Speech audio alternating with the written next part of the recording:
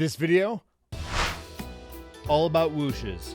Whooshes. We're gonna ask 5 questions. 1, who is it? You is it? You're making the whoosh, right? Of course you are. 2, what is it? What is it? A whoosh is gonna be any sound that starts at nothing, fades in, fades out. So this is the envelope. Looks like this if you're looking at it. That's as simple as it is. If you're a musician, you might think about this as crescendo decrescendo. Broadly speaking, it's a very wide open category. Long, medium, short, doesn't matter. All different kinds of whooshes for all different kinds of situations. 3, why is it? Why? It adds movement. It adds excitement. It adds action.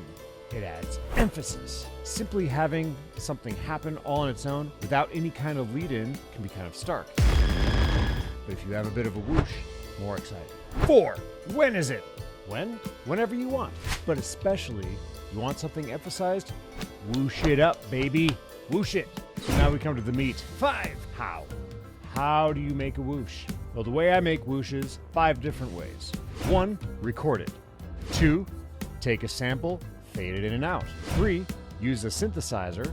4, use a whoosh designer of some kind. Or 5, use a combination of various effects to get a whoosh. So, let's dive in. First, let's record it. If you're gonna record it, you've gotta play a game. It's the best game there is. It's the Will It Whoosh game. Let's go play it. Okay, so we're out here in the backyard and we're gonna play some Will It Whoosh. Starting with the rope. The rope. Will it whoosh? The rope whooshes. It whooshes real good. How about this giant pipe? Do you think it'll whoosh? Not as good as the rope. Will it whoosh? It whooshes. Shrubbery whoosh. What if we combine it? Will the combined rope and shrubbery whoosh? Oh, it whooshes real good. How about the broom? Will it whoosh? It whooshes. And how about the bow and arrow?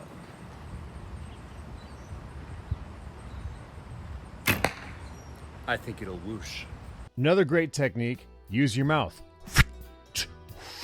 Try all kinds of stuff with your mouth. Right? All sorts of things with your mouth are great. They can create some great whooshes. Put some effects on it, layer it with some more mouth noises. Cool whooshes. All right, our next technique, taking a sample and fading it. For this, let's dig into Cubase. Okay, so I'm in Cubase, but obviously any DAW is going to be able to do any of these kinds of things. So I've got a sample loaded in, and now we're just going to simply fade it in and fade it out, and that'll be a whoosh. But here's the sample. It's dirty. So now, let's just make it short, like we hear this. Cool, and that sounds pretty good to me. Now we fade it in. Let's fade it in a little bit more, and then we'll fade it out, and we'll fade it in, and there we go. Now let's hear it. There, look at that. A whoosh. Yay! We can do this with other sounds too. Let me pull up some other sounds and do that to them. Okay, so I brought some more in. You want some fire whoosh? Want some water? Want some wind? And there you go. One of the main things you're looking for here is you want a sound that kind of sits at a similar dynamic. That way you can really massage the fade in and fade out to your heart's content. All right, next up, using a synthesizer. All right, so another great way to do this is to play around with the synthesizer. Play with the different parameters on it. Automate them. So let's play around with Cube. I'll just play around with this and record it.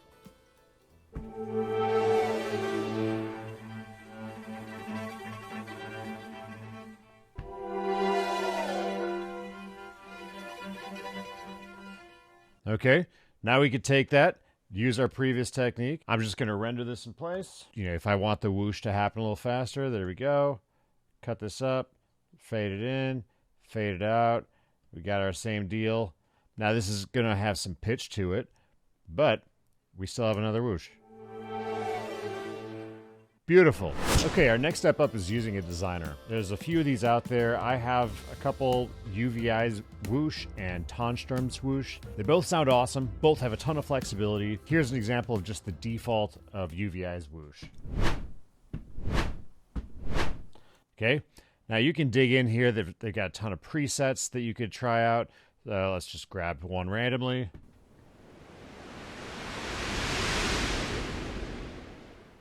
Now, the nice thing about using some of these is if you're working with something and it's got a specific timing, perhaps you, like, let me just record a MIDI note in here. Okay, so we've got our MIDI note in here, but perhaps 6 seconds is too long. We can just shrink it down, right? And we could play around. Maybe that's too long. So I use this one a lot because it's so flexible, so easy to use, and it really allows me to dial stuff in. The Tonstrom one also sounds great. You can check that one out. Using a designer can really help speed up the process because all the controls are right here. Okay, last up is getting creative with some effects. This is something I love doing, having some fun with how creative can I be with different kinds of plugins and effects in order to achieve the same kind of result as something else. So sometimes I just like to take it as a personal creative challenge of, can I make something do something else? It's kind of broad, but let me show you what I mean. So let's take a look over here. I have a sound which does not really whoosh on its own, right? Little metal sword impact clank sort of sound. Doesn't whoosh. But how can we make it whoosh? Well, here's some techniques I really like using. What we can do is I'm going to add a reverb to it. So I'll just grab whatever reverb sort of shows up right away. All right, so I've got M reverb. Let's make it go longer. I'm going to make it a little less wet. Great. Then I also want to compress this a little bit. So again, I'm just going to grab the first thing that pops up. Great. Here we go. Again, quick, dirty, easy. Now, I do need to extend this a little bit, so. Great. So now we've got, it's reverberated, it's compressed. Now, I'm going to render this in place. In order to whoosh this, I'm going to reverse it. So a lot of these buttons I have as hotkeys on a Stream Deck, makes things nice and fast. So now, what's this going to sound like by itself? So normally I would refer to this sound as a suck back because it kind of stops. If we want to whoosh though, and especially like maintain some of that whooshiness to it, we can do this a couple different ways. We can either copy this back over and take off the mute on it and see what that... I don't like that too much, but if we fade this, perhaps this will work. And let's fade this as well. All right, so that works. We can also simply put the reverb back on this track. That works too.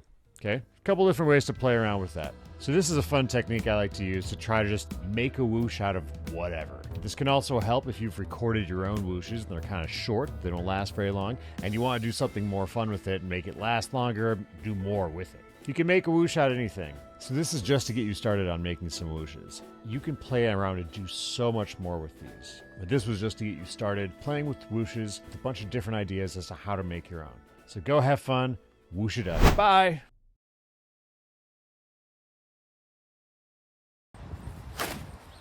Oh, the whoosh is real good.